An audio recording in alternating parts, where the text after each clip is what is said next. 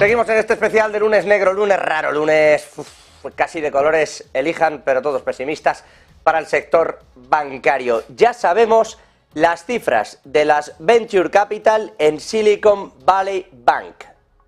Para que se hagan a la idea de por qué está rescatando la Reserva Federal. 100.000 millones de dólares es la cifra de inversión en el 2022 en Silicon Valley, la cifra total que había en Silicon Valley Bank, que equivale a la mitad de la inversión total de Estados Unidos en 2022. Es decir, en 2022 en Venture Capital, en este tipo de tecnológicas, se metieron 200.000 millones y 100.000 es lo que tenía Silicon Valley Bank dentro. No solo era el banco de las tecnológicas el principal depositante de las tecnológicas, sino que además, si tú querías lanzar al mercado tu compañía, si querías captar dinero dentro de ese universo de tecnología, lo hacías a través de Silicon Valley Bank, que, insisto, captó 100.000, para que se hagan a la idea de cuál es la cifra. En España, es verdad que el mercado no es igual de maduro que el estadounidense, pero en España, en 2022, y es el segundo mejor año de la historia de España, se captaron 1.475 millones en Venture Capital. Solo Silicon Valley Bank tenía 100.000 millones de dólares. Eso y un 97% de cuentas con más de 250.000 dólares por depositante, lo que quiere decir que no estaban cubiertos por ahí encima. Es decir, yo soy Tesla, tengo ahí mi dinero y no son 250.000, es bastante más dinero el que tengo ahí metido. Y así con todas las tecnológicas en un universo que es bastante endogámico, el de las tecnológicas, que tenía el dinero precisamente colocado en Silicon Valley Bank. ¿Por qué la Reserva Federal? ¿Por qué el gobierno? ¿Por qué el Tesoro? ¿Por qué todo el mundo se afana en rescatar al completo la entidad y no solo los depósitos asegurados hasta 250.000? Porque quiebra también buena parte del sistema tecnológico estadounidense. Eso es lo que hay dentro, esas son las tripas de Silicon Valley Bank. Por cierto, que dentro de quienes invierten y quienes no invierten dentro de Silicon Valley Bank, había un fondo MVB participado por Bankinter, por cierto, un fondo montado por Bankinter, entre otros, que tenía allí posiciones y que, cómo no, Javier del Valle, buenísimas tardes, se congratulan desde allí de que la Reserva Federal, el gobierno y todo el mundo lo rescaten absolutamente todo, claro. Pues sí, dan las gracias, porque recuerden que Silicon Valley Bank destacaba por tener únicamente un poco más del 2% de los depósitos asegurados. Por tanto, que la gente que tenía un depósito abierto con el banco estaba con una cantidad igual o menor a los 250.000 dólares que cubre el FDIC y por tanto estaban asegurados esos depósitos. Para todos los que no estaban asegurados, el 97 y un poquito más por ciento restante, pues era todo un dilema. ¿Qué va a pasar? ¿Qué va a pasar con el dinero? ¿Cuánto vamos a recuperar? ¿Cuál va a ser el haircut que le van a poner a los bonos? Todo eso era una cuestión fundamental el fin de semana, y gracias a que la Reserva Federal ha dicho que, y el Tesoro han acordado que, y Biden lo confirmaba esta tarde, que van a rescatar a todos los depósitos, van a devolver todos los depósitos, ya sea si era de 250.000 dólares o más, pues ahora MV Fan reconoce que están más tranquilos. De hecho, reconocía también que tenían, dentro de los 54 fondos que tienen, hay 2.500 compañías que tenían cuentas en Silicon Valley Bank. Por tanto, no tenían una exposición directa, pero sí una exposición directa a través de las compañías en las que invierten y los fondos en los que invierten. Esas propias compañías, sobre todo de cara a tecnológica, startups, venture capital, tenían cuenta con Silicon Valley Bank y posiblemente cuentas que no estuviesen cubiertas por el FDIC. Ahora con la nueva, con lo que nos ha comunicado el Tesoro y la Reserva Federal, pues sí que van a estar cubiertas. De hecho, han enviado una nota a sus partícipes el lunes comunicando de dentro de los 54 fondos subyacentes en los que está invertido el fondo MVB, hay algunos que tienen cuentas abiertas en el banco Silicon Valley Bank. Adicionalmente, de esos 54 fondos en los que invierten, esos 54 fondos invierten o tienen exposición total o indirecta en más de 2.500 compañías. Y esas 2.500 compañías, algunas tenían cuentas corrientes en Silicon Valley Bank. Aún así, el fondo ha dicho que no hay exposición directa ni cuentas abiertas ahora mismo de forma directa en el banco norteamericano, y que el anuncio de anoche de la Reserva Federal de Estados Unidos es una excelente noticia, porque dicen que aún así seguirán monitorizando los acontecimientos muy de cerca, irán actualizando a medida que vayamos recibiendo información más precisa.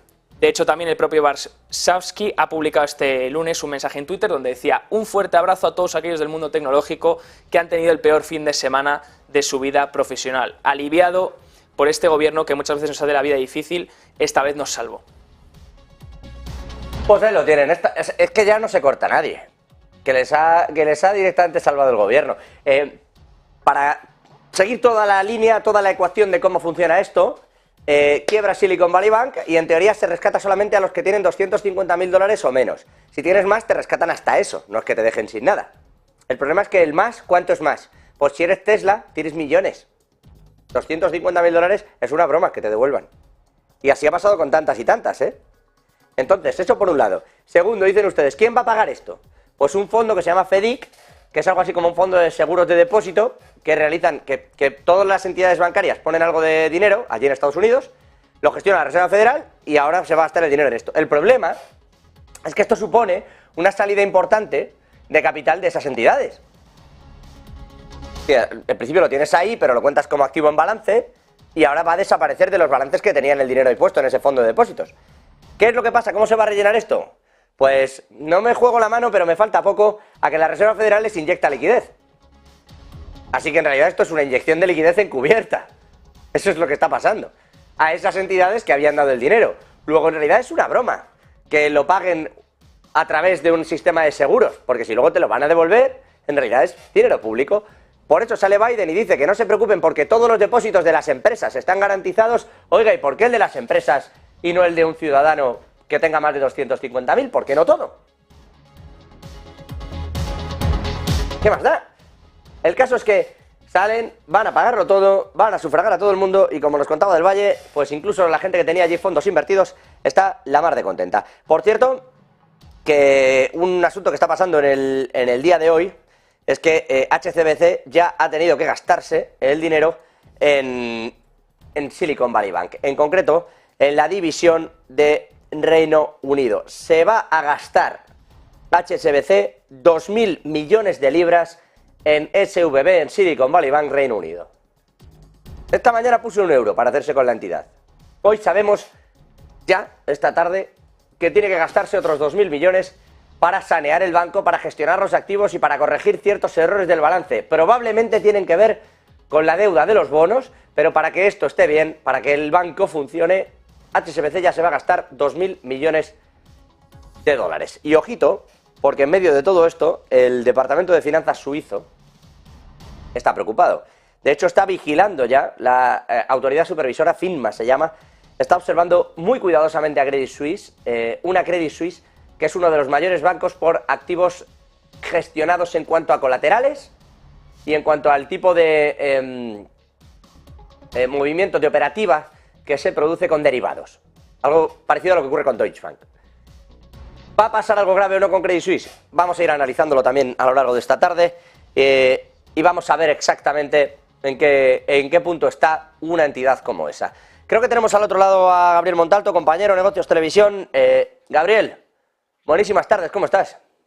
Muy bien, José, muy bien. Aquí, bueno, hoy la mañana con el maestro, con José Antonio Wisner, comentábamos de que podía pasar lo que está pasando, un rebote, y efectivamente ha sido así.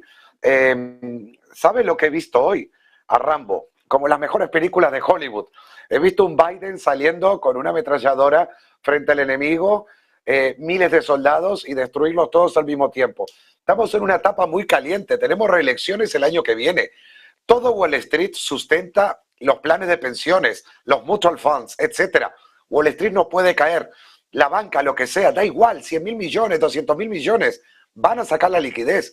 Esto es un QE, versión light, pero es un QE, como el que hicieron en 2008, 2009, 2020, etc. Y coincide con marzo de 2023. Llámenle casualidades. Biden hace un par de semanas hablaba de subir impuestos, que la banca, que todo está cronometrado. Nosotros que estamos en televisión sabemos que hay ciertas pautas que hay que, a lo transcurso del día, cree la audiencia, creemos que esto no tenía una preparación y que esto no se estaba sabiendo, y tanto la Fed como Biden sabían qué tenían que decir antes de que pasara lo que pasó para después salir y decir lo que dijeron una vez pasó. Está muy bien hecho, debo decirlo, está muy bien hecho porque poca gente ve que realmente aquí hay un plan muy bien elaborado. Y los mercados ahora rebotando de las criptos, ya ni hablar. 8,19 llegó a subir un 10% hoy solo Bitcoin. No sé si puedo mostrar aquí, pero este es el panorama. Hoy a las 11 de la mañana era todo rojo, se venía el mundo abajo, parecía que hubiera caído un meteorito en no sé dónde, y aquí tenemos. Y aquí tenemos el mercado de acciones norteamericano. Es cierto que la banca, JP Morgan todavía cae 1,53, un 3,65, etcétera. Aquí vemos que el mercado de las criptos, por ejemplo, está Gabriel, posicionado alcista. un 3,65 no es poca cosa, ¿eh? Bueno, pero lo que iba cayendo. Sí, sí, es verdad El que van Bank of America, recuperándose. ojo. Es verdad que va recuperándose en el sector Estamos bancario. hablando de que hay que lamerse las heridas y lamerse, o sea, el tajo te lo haces en un segundo y luego requiere 3 días para que salga la cascarita. Cuidado, esto es más o menos igual, la herida estaba hecha. Pero, por ejemplo, las criptos, atención, hoy hablaban del oro, el oro, refugio, todo perfecto. Hoy quedó demostrado que lo más criticado en el sistema financiero, que son las criptomonedas, 10% llegó a tocar Bitcoin en el día de hoy. Ahora está en un 8, algo. Pero atención a eso. ¿Quién iba a decir que todo el dinero ahora iba a entrar justo o se iban a abrir posiciones tan fuertes? Estas son las liquidaciones entre ayer y hoy domingo, que estamos hablando de 150 millones de dólares le quitaron ayer a los inversores que iban bajistas. Y hoy le quitaron a los que iban bajistas 163 millones de dólares de los bolsillos. 300 millones de dólares han volado porque iban bajistas en criptomonedas entre ayer y hoy, por ejemplo. El Open Interest, que es un dato muy importante para el medio y largo plazo, es el aumento del volumen. Aquí vemos, cada vez que ha subido el Open Interest, por supuesto el precio de cotización ha tenido que acompañar, pero es que se está incrementando fuertemente. Y también te cuento otra cosa si quieres. Estos son los vencimientos que tenemos de aquí a lo que van a ser los próximos días y sobre todo junio, etcétera, abril. Estamos viendo precios de 38 y 40 mil para Bitcoin. Y aquí tenemos opciones y futuros en vencimientos. Cuidado con el vencimiento de marzo, el 17, que será esta semana, este viernes, porque todo esto de momento no me quita de esa visión que he tenido ya desde hace unos meses con que marzo de 2023 va a sorprender a más de un catastrofista y bajista también. Y por último, aquí tenemos Bitcoin en horario. Podría todavía caer a los 23.000, a los 22.500, sí, y no sería grave. Pero a mí el gráfico que me gusta es este de aquí, que aunque no lo crean, es muy parecido del Standard & Poor's en semanal y mensual. Tenemos desde enero de 2021 a enero aproximadamente de 2022, un hombro cabeza a hombro de libro que hizo toda la caída, pero es que llevamos desde abril de 2022 hasta la fecha con otro invertido. Es una guerra de titanes en un gráfico de análisis técnico de un precio de cotización. Es una verdadera guerra. Esto se vive pocas veces en la vida de un inversor. Sucede pocas veces por décadas, o en una década o cada 2 décadas. Disfruten de ese show, porque donde gane este y donde este no falle, cuidado, las criptos las tenemos en 40 y pico y probablemente un Standard & Poor's en niveles de 5.000 en algún momento de 2024 o antes.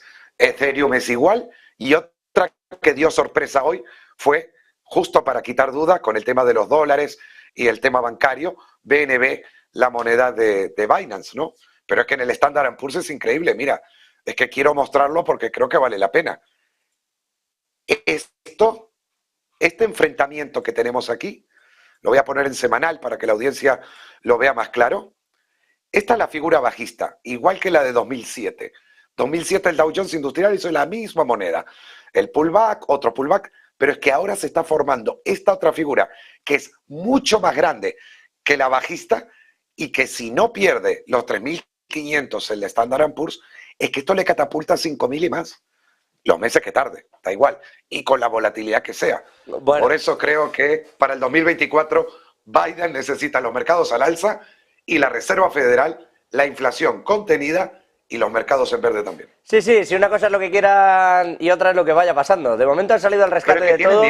Tienen dinero. Sí, sí, eso están haciendo, pagar la fiesta. Quiero decir, para que no quiebre SVB han pagado la fiesta de todos, que el rescate es total, no solo a los depositantes de los 150.000 dólares. Oye, apuntaba alguno, Gabriel, aquí en el chat, decía, ojo, ¿esto se debe a que suben de verdad las criptos o a que el dólar está con cierta debilidad? Bueno, la debilidad del dólar tampoco es que sea muy grande. O sea, lo de hoy y el domingo tampoco. El domingo, ya el sábado creo que aquí tenemos el semanal del dólar. Es poco lo que ha movido la baja. Aquí lo tenemos en diario, ha perdido un poco, pero en lo que ha caído el dólar americano y lo que ha podido rebotar Bitcoin en porcentajes, no lo veo. De hecho, hoy lleva un 1,07 de caída el índice del dólar norteamericano. Pero cuidado porque puede haber sorpresa. Aquí tiene pinta de todavía querer visitar un 109 antes de ya visitar niveles por debajo de los 100 en algún momento. El euro dólar está cómodamente ahora en el 1,0740 y algo. De hecho, aquí el pronóstico que yo había marcado se situaba en torno al 1,09 ahora por visitar, se está cumpliendo, y el dólar yen cayendo. Y el objetivo que tenía para el dólar yen es el 131.50, actual en 133. Por lo que no creo que por la pérdida de valor del dólar el refugio hubiera sido eso de ir a Bitcoin. Sobre todo cuando vemos que el oro está subiendo un 2%, un 2,4% aquí. Vale, te planteo yo otra hipótesis, Gabriel. La gente de las tecnológicas que está sacando el dinero de esos bancos, como no, ya dijeron ayer que no querían poner el dinero en los JP, en los Goldman, que no querían llevarlo a ese tipo de sitios, ¿se lo están llevando a las criptodivisas? Podría ser. De hecho, no he podido encontrar todavía el artículo completo. No sé si alguien sabe, pero en el fin de semana Bitcoin llegó a tocar los $50.000. Es un Feltic, parece que han colocado un volumen en posiciones y en órdenes bestiales. Nadie sabe quién fue el que entró. Se habla de que fue un pequeño fondo. Ha barrido al alza market orders, o sea, fueron un taken en vez de maker en el mercado de futuros, y que llevó a Bitcoin en un momento a tocar los 50.000. Bueno, ahora están los niveles que están, nuevamente, por supuesto, pero no descartar de que muchas de estas tecnológicas estén probablemente acumulando justo criptos y barriendo un poquito el mercado, sí, a favor de acumular, dicho sea de paso, porque aparte van a tener, a nivel de balance le va a quedar más cómodo probablemente que andar justificando los propios dólares fiat. Y de paso pueden pedir más dinero. Vamos a ver efectivamente si piden o no piden y cuáles son los cambios. No sé si tenemos también a José Ricardo Rangel al otro lado. José Ricardo, buenas tardes. ¿Nos oye? Bueno, le tenemos, pero no sé si nos oye, si nos escucha José Ricardo Rangel a estas horas. Le quería preguntar también por si ve o no ve extensión en las crisis, pero bueno, aprovecho que estamos con Gabriel para hablar de esas criptodivisas. Le hablaba yo de los cambios, de si están yendo o no están yendo estos tenedores de las tecnológicas allí, y hasta qué punto podemos ver subidas en el Bitcoin. Gabriel, ya no solo en esa divisa, ¿le ves un futuro, le ves capacidad real a este tipo de monedas? Lo digo porque a pesar de que ahora veamos este refugio y de que las tecnológicas se metan allí, la Reserva Federal justo lleva insistiendo 4 o 5 días en lo contrario, en si esto no está regulado, ese no es el sitio donde estar. Bueno, de momento es una recomendación, no es una prohibición, y en algún lugar tiene que haber refugio. Y si ellos están optando con el tema de las criptos, tendrán sus motivos también. Yo no creo que... A veces se da la impresión de que todos los movimientos que se dan son en falso, como que es un error detrás de otro. Y yo creo que, a ver, estamos hablando del país, el primer lugar del mundo en cualquier tipo de economía. Nos llevan a Europa 50 años por delante en evolución de economía y finanzas.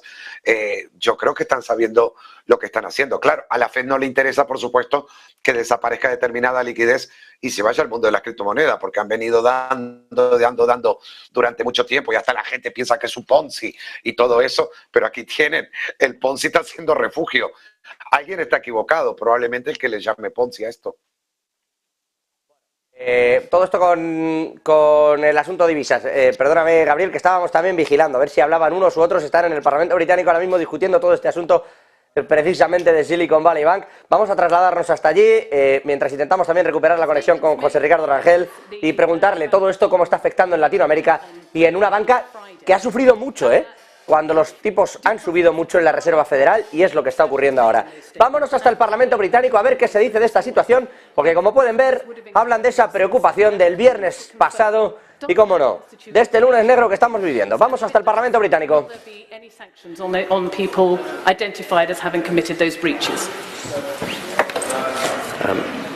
Thank you, Mr Deputy Speaker. I'm delighted that the Honourable Member for Richmond's Park constituents do benefit from the certainty. It was a terrible weekend for everybody who was a depositor or who was in some way dependent on SVB UK, and that's why it was so important that we not just achieve this outcome that the regulatory structure and laws laid down by Parliament allowed us to, but that we're able to act decisively. And I welcome the fact that another great British bank, HSBC, has stepped in, and I wish them well and all of the employees.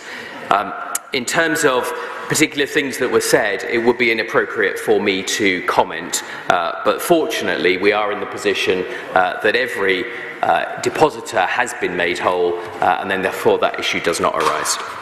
Vicky Ford. Thank you. Can I massively congratulate my honourable friend and His Majesty's government on this news? Having spent 3 years of my own life pushing the post-crash bank recovery and resolution frameworks through Europe, I can absolutely confirm that the fact that there are now powers in so many countries to be able to rapidly resolve failing banks without needing taxpayers' money is to a very large part due to the outstanding global leadership of the post-crash Conservative UK government and the actions of the now Governor of the Bank of England at this time. So can he confirm that going forward the government will ensure that our financial services regulators not only work to reduce systemic risk but also back our financial services sector in their efforts to invest in our country and help our economy grow? I can absolutely give my honourable friend for Chelmsford that assurance, and in doing so let me also pay tribute to her work as a member of the European Parliament between 2009 and 2017 when she led on banking reform. Stephen Kinnock. Thank you very much, Mr Deputy Speaker. The Minister has talked about the fact that SVB UK was a subsidiary of the American bank, but the fact is that the banking licence here in this country was a separate banking licence given to SVB UK. So could I just push him on this issue of the risk assessment around liquidity? What risk assessment, when that banking licence was given, what risk assessment was conducted, particularly given the concentration of a small number of corporates in terms of the deposits to SVB UK? That is, with respect, Mr Deputy Speaker, the whole point. It was a separate subsidiary. It did have a separate banking licence here. It did participate in the regulator's stress tests here. There is risk in any financial system, and what this House is focused on and what our diligent regulators are focused on is achieving the right balance of that risk. There will, from time to time, as there were with the failure of the bank in the US, there will be some factors that can lead to challenges in any risk-based system, notwithstanding good work by the regulators and the stress tests having been applied. Richard Fuller. Mr Deputy Speaker, can I draw the House's attention to my historical entries in my register of interests? Bueno, discuten, a quien están escuchando es Andrew Griffin, es el jefe de política de Downing Street. Está él, porque está Jeremy Hunt en el Eurogrupo, que por cierto les daremos todos los detalles en apenas 2 minutos. Está prevista esa rueda de prensa del Eurogrupo sobre precisamente el sistema financiero. Mucho que hablar, aunque han entrado todos en comba diciendo que no pasa nada, que no hay contagio. Ahora se lo contamos. Pero dice Andrew Griffin que no hay problema, que los reguladores están haciendo muy bien su trabajo y que de hecho están salvaguardando la protección de todas las entidades financieras y de sus depositantes. Lo que están haciendo en realidad, y también insiste en ello Andrew Griffin, aunque no lo dice así, es salvaguardar la confianza en el sistema financiero. Y de esa manera se salva el sector bancario. Recordemos, como ven en pantalla, que HSBC es quien se ha hecho con Silicon Valley Bank, y eso se está discutiendo también ahí para preguntarle, mírenlo, ahí está, sobre cómo de resiliente, cómo de fuerte es el sistema bancario británico, le preguntan al señor Griffith, y sobre todo, dentro de eso, cómo de fuerte es HSBC después de realizar una compra como esta con los problemas que se venían dando. Vamos hasta allí. I thank my friend, the Honourable Member for North East Bedfordshire. As he knows, the government is seeking to support challenger banks to make sure that we have a vibrant and competitive sector. That includes looking at issues like the level of MREL, making sure that we have proportionate banking regulation that is relevant to the risk involved. He makes important points about the culture and capabilities of SVB UK, which is why it is so important that we had to very swiftly find them a home. I have spoken today to the Chief Executive of HSBC as well as the former Chief Executive of SVB UK. They are both enormously excited about the future. They see this as a platform for mutual growth, for taking our brilliant life sciences and technology businesses international or to a new scale, and this government will not rest until we have mobilised capital to turn us into that science superpower. Sian Warra. Thank you, Mr. Deputy Speaker. The system worked, the Minister says, and certainly it was a huge relief that the estimated 50% of the UK tech sector, which banked with with SVB UK, could today pay its suppliers and its staff. But surely that highlights the lack of diversity of the capital available to the UK tech sector and our dependence on the US. So in Silicon Valley banks, in the last 2 years, their deposits went up by 3 times, but their exposure to treasuries and therefore to interest rate rises went up 9-fold. Is the Minister seriously saying that no one this side of the Atlantic should have noticed that and that it had no impact on what happened? The Honourable Member for Newcastle talks about dependence on the US. If that's her concern, then she should welcome this deal wholeheartedly, because we've taken a former subsidiary of a US business that's now part of a thriving and successful UK business. Kit Malthouse. Thank you, Mr. Deputy Speaker. I draw attention to my entry in the register. Bravo to the Minister and bravo in particular to the resolutions team at the Bank of England, who've been honing their skills for many years. Bueno, empiezan a meter incluso al Banco de Inglaterra en la ecuación, porque claro, al final es quien realiza los rescates, como le tenga que pasar lo mismo que a la Reserva Federal. En fin, todo esto con un Andrew Griffith que yo estoy seguro que cuando programaron las distintas reuniones y pensaron, bueno, dejamos al primer ministro en California, Jeremy Hunt tiene que ir al Eurogrupo, no hay problema. ¿Qué puede salir mal en un lunes como este? Bueno, pues le está tocando comerse el sapo en el Parlamento británico y explicar por qué los bancos ingleses son suficientemente fuertes y sobre todo por qué HSBC, a pesar de todos los colaterales y productos derivados con que cuenta, no tiene problema en asumir que se inyecten 2.000 millones de libras desde su cuenta para rescatar el Silicon Valley Bank, en particular en esa filial de Reino Unido que tiene abierta. Ya saben, les contábamos hace unos minutos que Silicon Valley Bank tenía 100.000 millones de euros en activos de Venture Capital, es decir, la mitad de lo que captó todo Estados Unidos, por ejemplo, el pasado año. Y que dentro de eso, el 97% de sus depositantes no eran pequeños depositantes, eran, bueno, la mayoría empresas. Y eso no son $250.000, que es lo que te cubre el seguro. No, es mucho más, son millones. Al respecto de esto, por cierto, SVB tiene ya su primera demanda. Enseguida les contamos esto. Antes, Paul Craig Roberts, el ex subsecretario del Tesoro en la época de Reagan, uno de los más reaganistas, si me permiten, ha asegurado que los 5 grandes bancos del mundo, que los 5 grandes bancos de Estados Unidos pueden perder el 2% del PIB mundial con todo lo que está ocurriendo, que no es ninguna broma, y en concreto además ha publicado que, cuidado, porque el riesgo, el sistema bancario en Estados Unidos tiene un riesgo importante. Dice, el sistema bancario estadounidense es inseguro y sus 5 grandes bancos más grandes pueden perder el 2% del PIB mundial.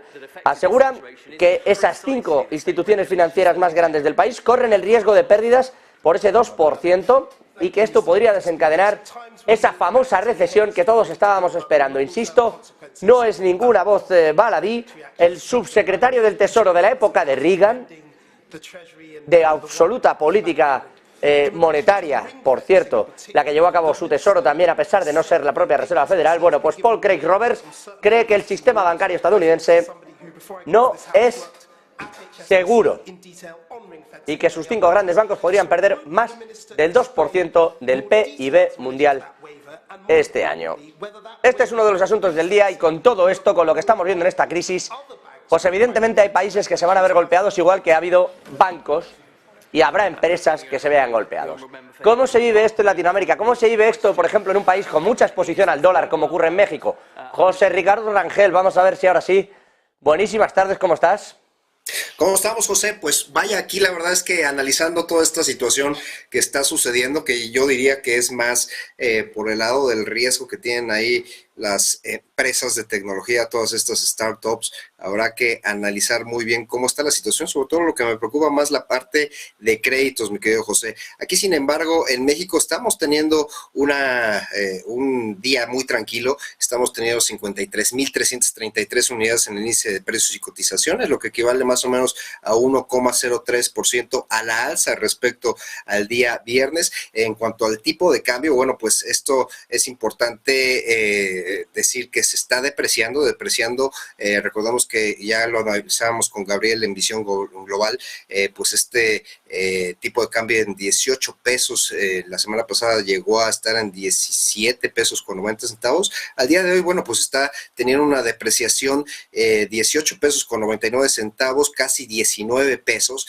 la verdad es que muy interesante cómo está reaccionando el mercado, sobre todo en el sector financiero. Ya habíamos tenido aquí como invitados, bueno, pues al CEO de Gentera, que es una de las principales tickets que está teniendo bajas, de hecho es el principal, 3,70 a la baja, seguido del Grupo Financiero Banorte, un gran banco aquí en México, 2,80 en ese momento 85 a la baja, también Banbajío, que es otro banco, 2,06 a la baja. Pues si lo estamos viendo aquí muy, no necesariamente, seguramente es estarán haciendo los movimientos y todo este tema pues de temor en el sector financiero, que es el que está acarreando pues a todas al sector finanzas aquí en México, que está teniendo pues estas bajas de 3, de 2%, como ya lo comentábamos. Sin embargo, bueno, pues creo que en México lo preocupante pues en el sistema financiero es de que ya tenemos experiencia en esto, en la crisis del 94, pues bueno, surgieron muchísimas mecanismos, muchísimas instituciones, entre ellos el IPAP, que es parecido a estos seguros que está teniendo Estados Unidos para cubrir a los ahorradores, y más o menos es un promedio de 150,000 euros lo que garantiza el IPAP, este instituto, que a todo el sistema financiero en caso de quiebra de bancos. Esto es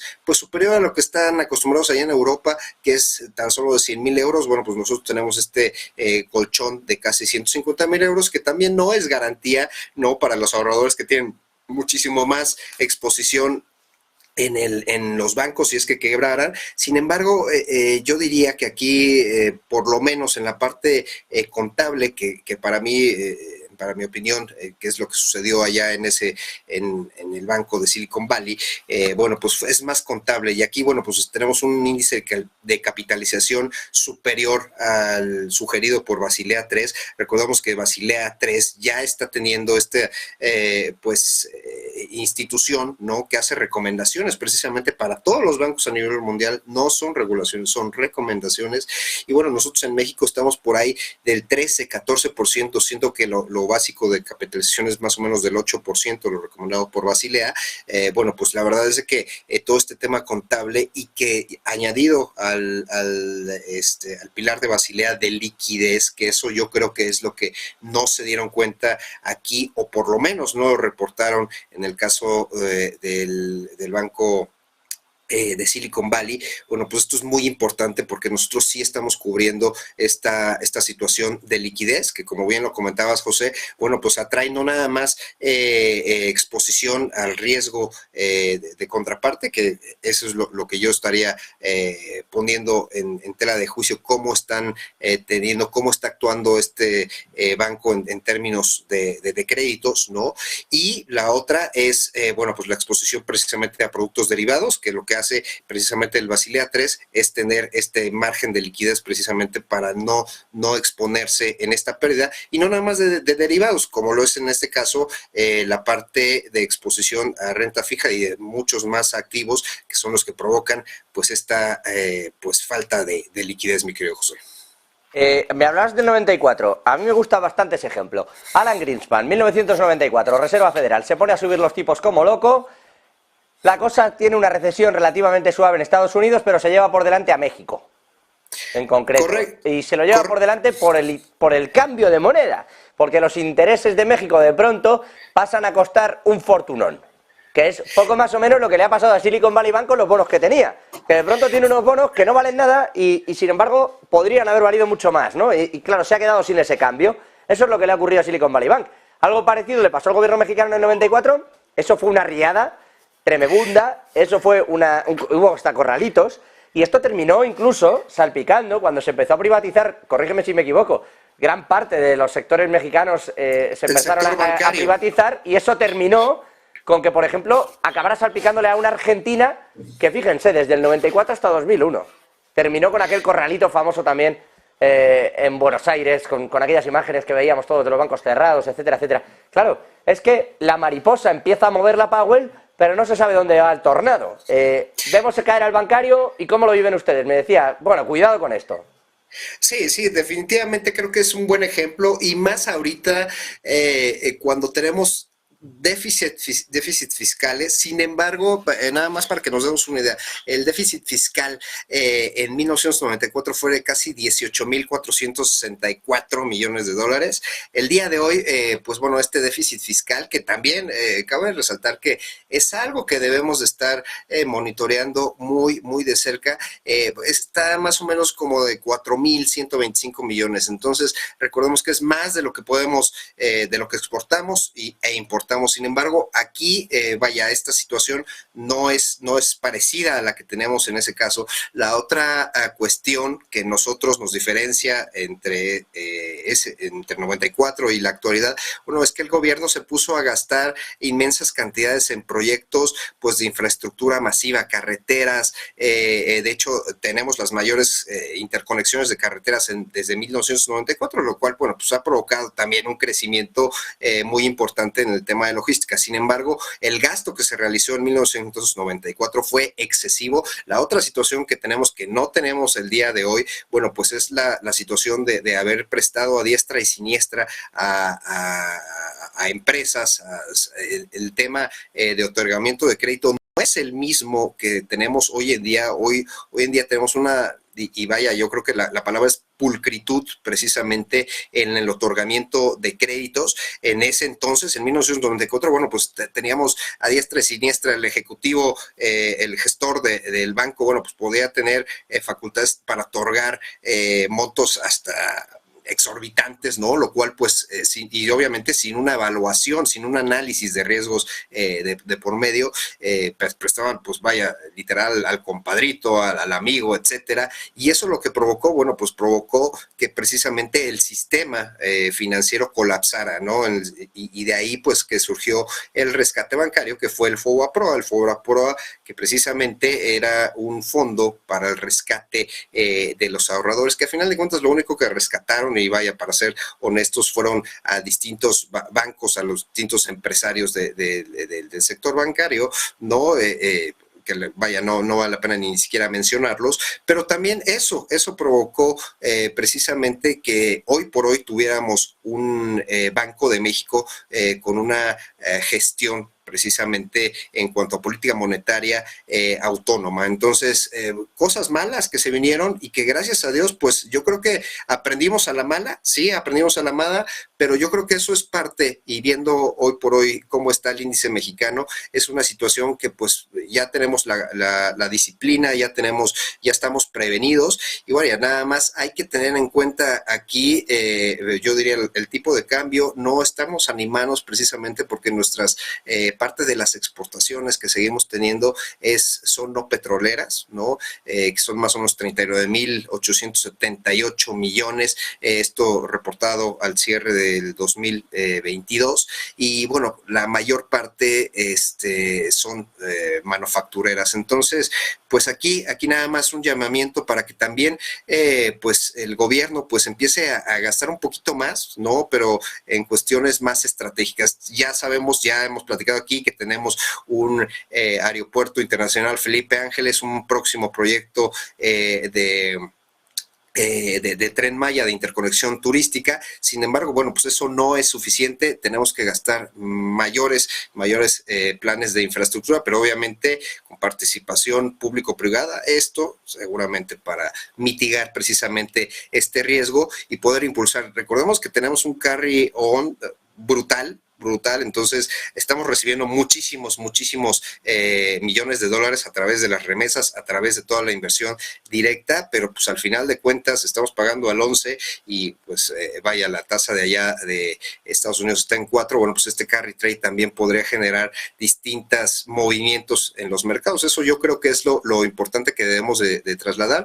Yo no me preocuparía el estar teniendo un impacto aquí, más bien yo vería cuáles son mis empresas, mis venture capital de aquí de México que están teniendo esa exposición allá en Estados Unidos. Y algo muy cierto, mi querido José, pues yo creo que con esto se descarta la modificación de la ley que estaban teniendo para los ahorradores. Es decir, nosotros en México la ley precisamente que acogía a todos los ahorradores de las jubilaciones, de todos estos fondos de ahorro para el retiro, es muy importante destacar que se hizo una supuesta modificación, se pretendía más bien hacer por parte de una diputada que precisamente estuvo en este contexto del FOBA-PROA, en el cual se invitaba precisamente a invertir en el venture capital, a que todos los ahorradores, todos los portafolios de los ahorradores, obviamente a través de cada una de las AFORES, tuvieran esa apertura para invertir precisamente en el venture capital. Pues ya lo estamos viendo aquí, mi querido José, que esto es una disciplina, ¿no? Y que pues vaya, pudiera generar un impacto, y si hubieran tenido mayor exposición, si, por ejemplo, como ahorradores, ¿no? Si se hubiera realizado esta modificación y hubiera avanzado, etcétera, bueno, pues tal vez tendríamos ahí un desastre, ¿no? En términos de que pues están invirtiendo nuestros ahorros para el retiro en este tipo de productos. Ya tenemos ahí el caso de SoftBank, ¿no? Con todas estas pérdidas. Entonces yo pensaría más un riesgo del sector que un tema financiero más ligado a los activos. Esto es contable, yo creo que hay que verlo muy bien de esa forma, mi querido José Gabriel. Bueno, hay uno de los detalles y bastante analizada, además, toda la situación de lo que ocurre en México. José Ricardo, siempre agradecidos a todo lo que está pasando y mirando, evidentemente, a México como, por ser el país quizá con mayor exposición y sin el quizás a Estados Unidos, ¿no?, de Latinoamérica, aunque es un problema que se puede extender, como les comentaba yo, y como ocurrió en el 94. Gabriel, José Ricardo, ¿vosotros creéis que hay un problema de confianza y que está solucionado? Lo digo porque en la Gran Depresión se cubrieron los depósitos asegurados, pero no se cubrió nada por encima. Ahora se está cubriendo absolutamente todo. O sea que lo que estamos viendo es bastante diferente en ese sentido. Pero es que además, o a más, han tenido un fin de semana para trabajar todo esto y recuperar justo eso, la confianza, que es lo que quizá está deteriorando todo. ¿Creéis que esto lo va a paralizar o hay un problema de fondo real en los balances y la Reserva Federal o el Banco Central Europeo solo lo van a acrecentar? No sé si puedo comenzar. Adelante.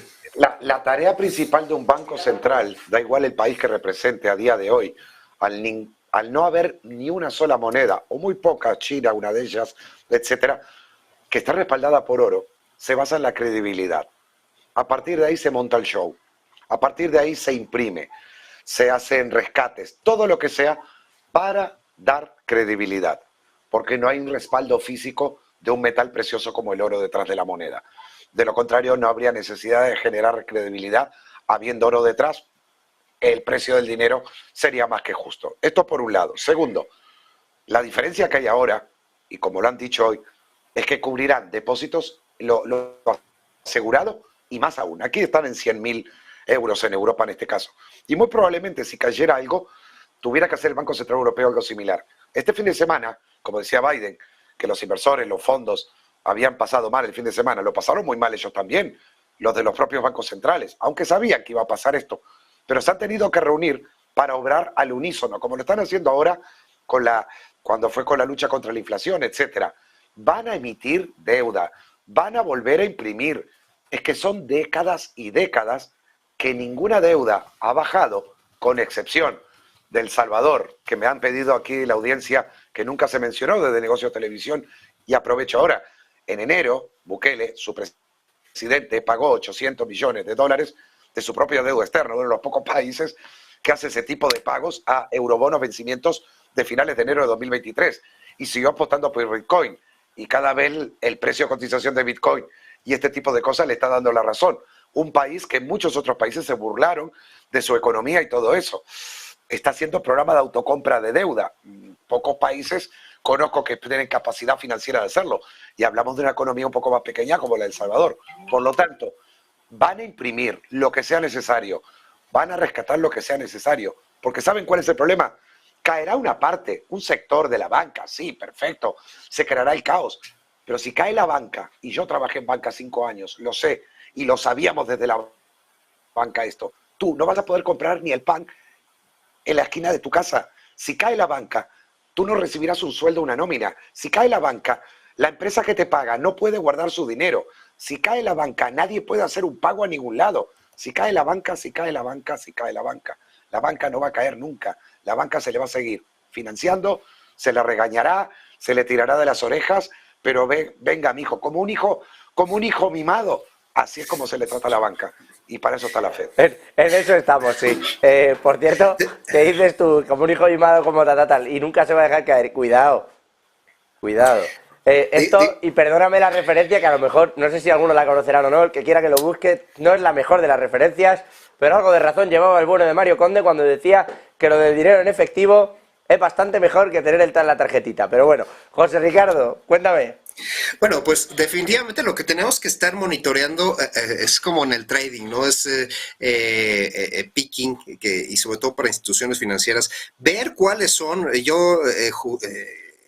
comentaría sectores, a qué sectores está atendiendo esta banca, ¿no? O estos bancos, cuál es la exposición precisamente, bancos especializados. Recordemos que, por ejemplo, en el caso de Banorte, Grupo Financiero Banorte, tiene mucho apoyo, y estamos hablando de México, hacia proyectos de infraestructura. Ellos apoyaron muchísimo estos proyectos de infraestructura. Entonces, yo creo que aquí sería muy sano para todos los inversionistas que nos están escuchando, para todos los ahorradores precisamente, pues que se volteen a ver en dónde está el dinero, a quiénes están atendiendo. Si estamos teniendo un SoftBank, bueno, pues yo la verdad es que el tema de tecnología, yo cuestionaría cómo se están evaluando. Recordemos que el Venture Capital, al final de cuentas, es dinero pues relativamente fácil, sin embargo lleva un proceso. Yo me iría a cuestionar precisamente cómo se les está financiando estos Venture Capital, y recordemos que es mucho riesgo. De 10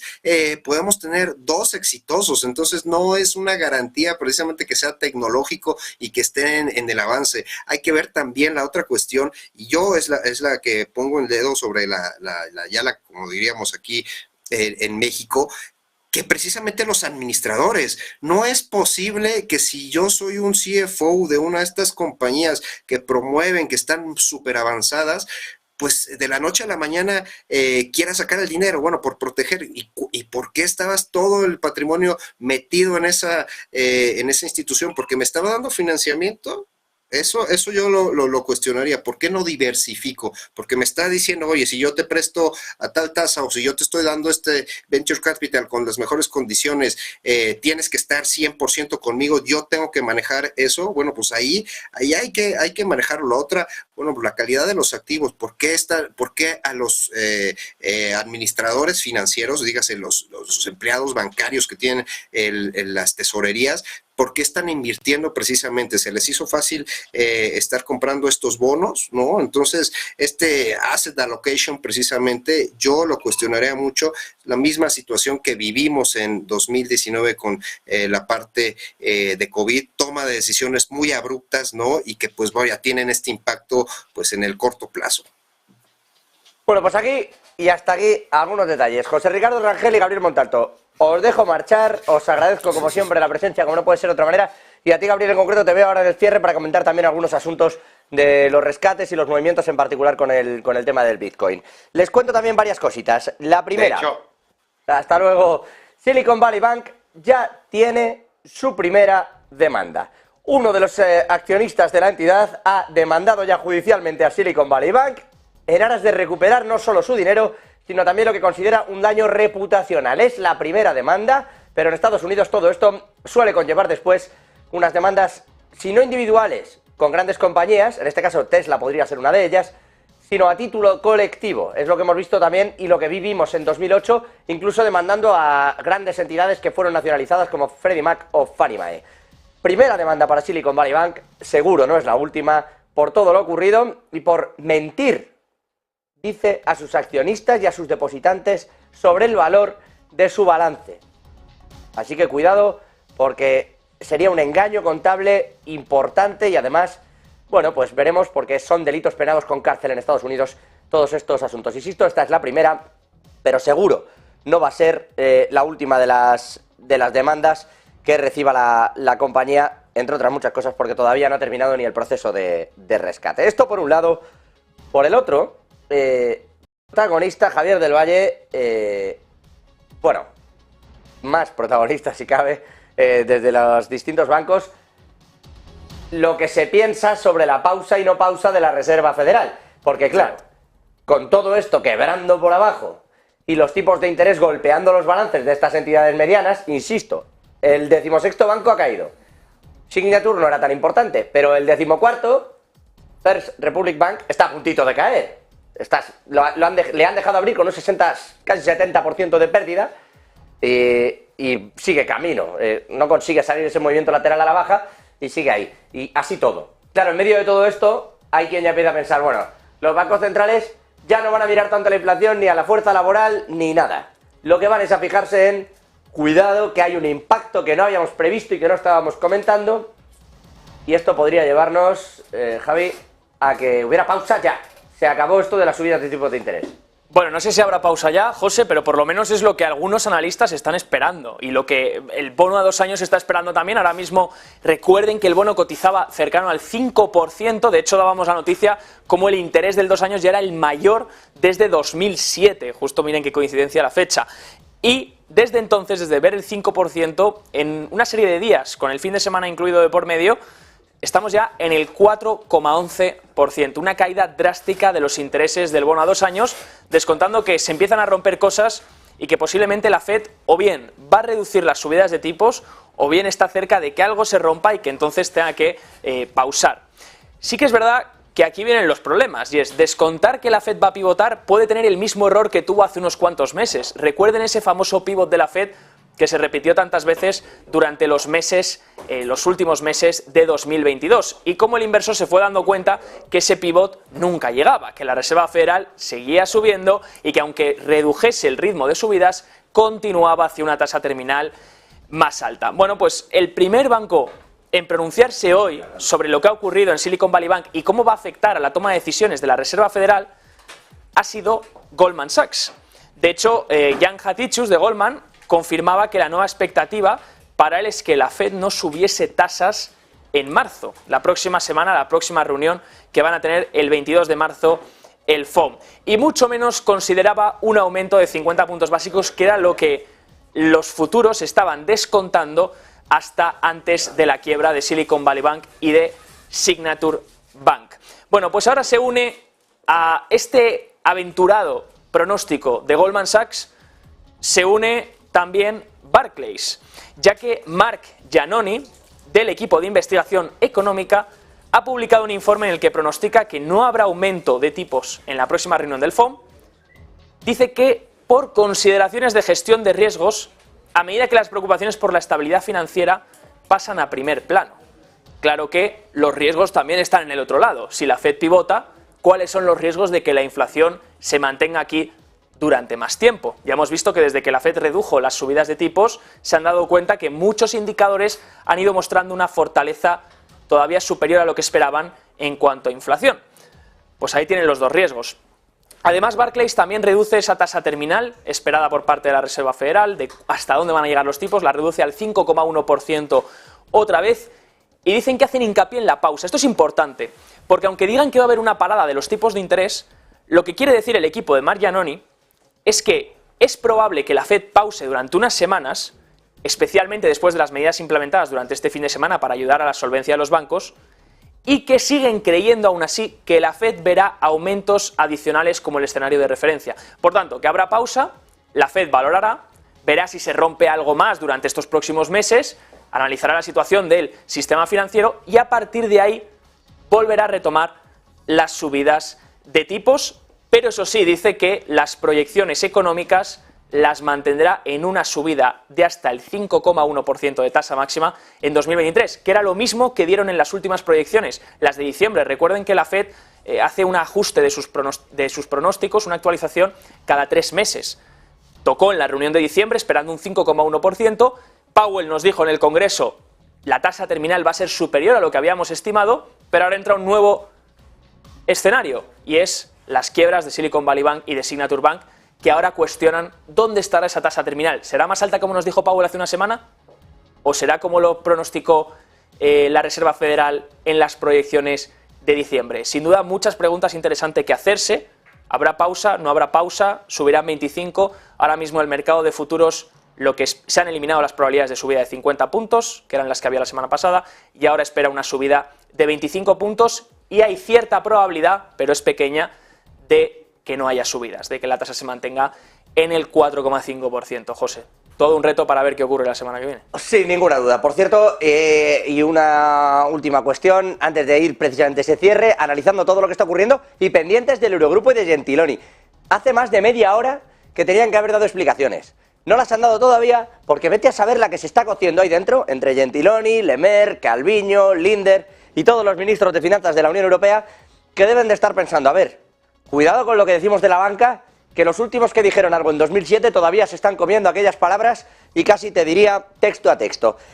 Pero les decía yo una última cuestión antes de irnos al cierre. El grupo ACS se ha adjudicado el proyecto de la base de Pearl Harbor y lo ha hecho por casi 2.839 millones de dólares. A través de una joint venture liderada por la filial de Dragados, ha sido seleccionado por la Marina estadounidense para esa ejecución del proyecto de reemplazo del dique seco 3 en la base conjunta Pearl Harbor-Hickam en Hawái. Insisto, por 2.839 millones de dólares o unos casi 2.700 millones de euros. Un contrato que incluye partidas opcionales, por cierto, que en caso de ejecutarse llevarían el presupuesto hasta los casi 3.500 millones de dólares, 3.200 millones de euros.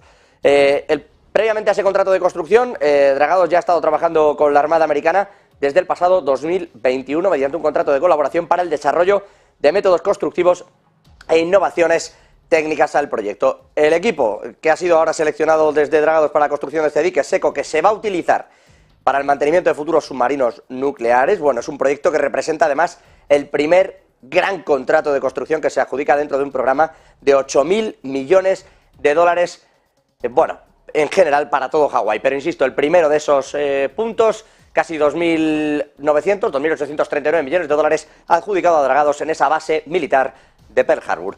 Vamos con el cierre.